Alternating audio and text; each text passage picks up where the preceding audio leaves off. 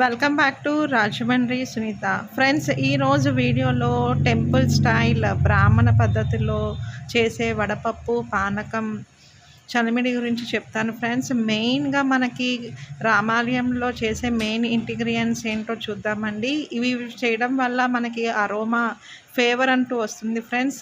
మిరియాలు, యాలకులు, దాల్చిన చెక్క మనం చేసుకునే పానకంలో వేయడం వల్ల మనకి రామాలయంలోనూ శ్రీ వైష్ణవులు చేసే టేస్ట్లో మనకి పానకం అంటూ వస్తుంది ఫ్రెండ్స్. ఒక కప్పు బెల్లం తీసుకుంటే తురుము, దానికి 2 కప్స్ ఆఫ్ వాటర్ యాడ్ చేయాలి ఫ్రెండ్స్. అది బాగా మిక్స్ అయ్యి పాకం అయ్యేంత వరకు ఉంచుకొని పక్కన పెట్టుకోవాలి. ఇప్పుడు దీంట్లో 2 యాలకులు, చిన్న దాల్చిన చెక్క, లవంగాలు, మిరియాలు వేసి మనం ఫైన్ పౌడర్ కింద వేసి దంచి పెట్టుకోవాలి. ఈ పౌడర్ని ముందుగా మనం సిద్ధం చేసుకున్న బెల్లం నీళ్ళల్లో వేసి మిక్స్ చేసుకుంటే పానకం రెడీ అవుతుందండి. ఇది మనకి ఒంటికి చలవతో పాటు ఆరోగ్యానికి కూడా చాలా మంచిదండి. ఒకవేళ కనుక మీకు ఈ పౌడర్ వద్దనుకుంటే నెట్ చేసుకుని మనము వేరే గ్లాస్లో అయితే మనం తీసుకోవచ్చు.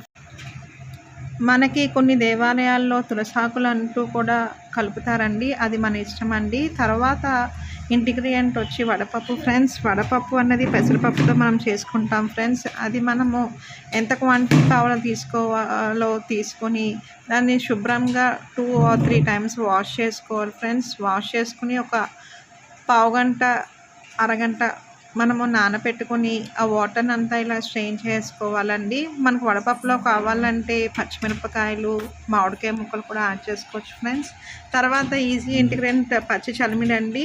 దీనికోసం నేను బియ్యము కడిగి అరగంట సేపు నానబెట్టి ఆరబెట్టి పిండి చేసిన దాంట్లో 1 కప్ బియ్య పిండికి కొద్దిగా తీపికి తగ్గట్టుగా మనము బెల్లాన్ని యాడ్ చేసుకోవాలి ఫ్రెండ్స్. దీనిలోనే మనము యాలకుల పొడి, కొబ్బరి ముక్కలు, డ్రై ఫ్రూట్స్ కూడా యాడ్ చేసుకోవచ్చండి.